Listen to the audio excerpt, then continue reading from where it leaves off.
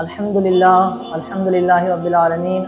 والعاقبۃ للمتقین والصلاۃ والسلام علی سید المرسلین اما بعد فاعوذ باللہ من الشیطان الرجیم بسم اللہ الرحمن الرحیم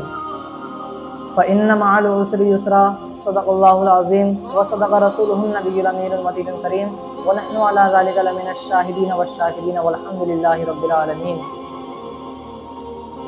دیکھیے حضرات، اعلیٰ حضرت عظیم البرکت مجدد دین و ملت الشاہ امام احمد رضا خان فاضل بریلوی رضی اللہ تعالیٰ عنہ ارشاد فرماتے ہیں کہ سب سے اولا و اعلیٰ ہمارا نبی، سب سے اولا و اعلیٰ ہمارا نبی، سب سے والا و والا ہمارا نبی، خلق سے اولیاء، اولیاء سے رسول، خلق سے اولیاء، اولیاء سے رسول، ہے رسولوں سے اعلیٰ ہمارا نبی، ہے رسولوں سے اعلیٰ ہمارا نبی۔ تو حضرات، ابھی میں نے جس آیت کریمہ کو پڑھنے کا شرف حاصل کیا، اس کا ترجمہ بیان کرنے سے پہلے میں مناسب ہی نہیں بلکہ ضروری سمجھتا ہوں کہ آپ اور ہم مل کر حضور صلی اللہ تعالیٰ علیہ وسلم کی بارگاہ میں ایک مرتبہ درود پاک کا نذرانہ پیش کریں۔ پڑھیے بآواز بلند، اللہم صلی علی سیدنا و شفیعنا و مولانا محمد مبارک وسلم صلی اللہ تعالیٰ علیہ وسلم۔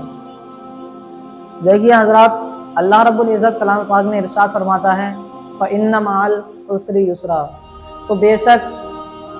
پریشانی کے ساتھ آسانی ہے۔ آپ کی عمر شریف 40 برس کی مکمل ہو گئی، تب آپ پر وحی نازل کی گئی۔ اس وحی میں آپ کو تبلیغ کا حکم نہیں دیا گیا تھا، پھر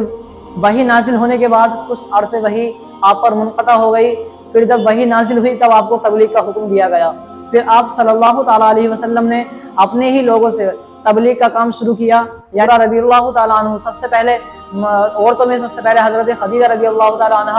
ایمان لے کر آئیں، اور آدمیوں میں سب سے پہلے حضرت ابوبکر صدیق رضی اللہ تعالیٰ عنہ نے اسلام کو قبول کیا، اور بچوں میں سب سے پہلے حضرت علی رضی اللہ تعالیٰ عنہ نے اسلام کو قبول کیا، اور غلاموں میں سب سے پہلے حضرت زید بن حارث رضی اللہ تعالیٰ عنہ نے اسلام کو قبول کیا۔ پھر اس کے بعد ایک کے بعد دیگر اسلام میں داخل ہوتے رہے۔ تبلیغ کے لیے طائف کے لیے روانہ ہوئے۔ غالباً آپ پیدل ہی طائف کو پہنچے، جو مکہ کے قریبی شہروں میں سے ایک شہر تھا۔ آپ صلی اللہ تعالیٰ علیہ وسلم سب سے پہلے طائف کے سردار کے پاس گئے، جو اس وقت طائف کے سردار تھے۔ آپ صلی اللہ تعالیٰ علیہ وسلم کے پاس پہنچے اور آپ نے ان سے اسلام کو قبول کرنے کے لیے کہا، لیکن انہوں نے آپ صلی اللہ تعالیٰ علیہ وسلم کو دیکھ کر اسلام لانے سے انکار کر دیا، اور بلکہ انہوں نے آپ صلی اللہ تعالیٰ علیہ وسلم کی مذمت بنائی اور آپ کو گالیاں بھی دی، اور یہاں تک کہ انہوں نے طائف کے بچوں کو حکم دے دیا کہ آپ کی مذمت بنائیں اور آپ کو گالیاں دیں۔ جب آپ صلی اللہ تعالیٰ علیہ وسلم ان کے پاس سے باہر نکلے تو آپ نے آپ طائف میں جدھر بھی جاتے تو طائف کے ہر گلی میں وہاں کے لوگ پتھر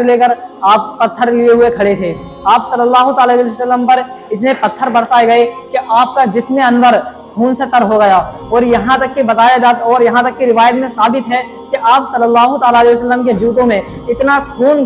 خون جمع ہوا تھا کہ آپ نے جب وضو کرنے کے لیے اپنے جوتوں کو اتارا تو آپ کو بہت تکلیف محسوس ہوئی۔ بعد آپ صلی اللہ تعالیٰ علیہ وسلم نے ایک باغیچے میں بیٹھ کر پناہ لی، اور اللہ رب العزت کی بارگاہ میں اپنے ہاتھوں کو اٹھایا اور عرض کی، اے اللہ،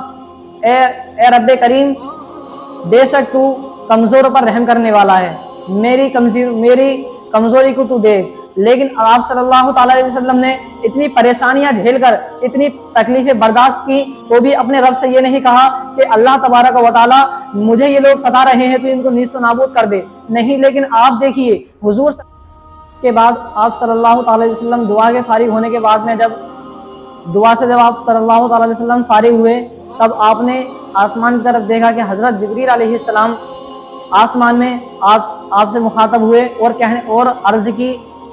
یا رسول اللہ، میرے ساتھ یہ ملک الجبال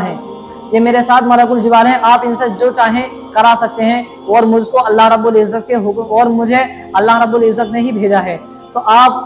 صلی اللہ تعالیٰ علیہ وسلم سے اس ملک الجبال نے عرض کی، یا رسول اللہ صلی اللہ تعالیٰ علیہ وسلم، میں پہاڑوں کا فرشتہ ہوں، اگر آپ مجھ کو اجازت دیں تو मैं इन दोनों पहाड़ों को मिला दूंगा जो ये ताइफ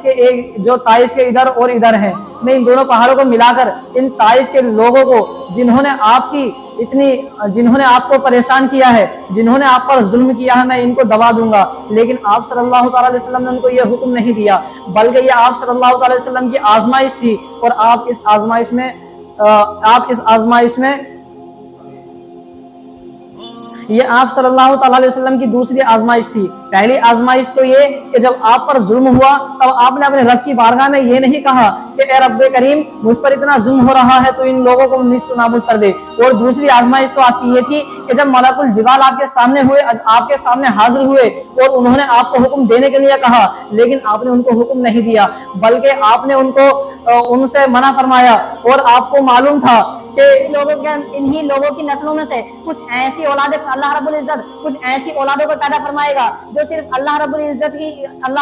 की इबादत करेंगे और उसके साथ किसी को शरीक नहीं ठहराएंगे। आप सल्लल्लाहु अलैहि वसल्लम को ये उम्मीद थी और आपने उनको हुक्म नहीं दिया।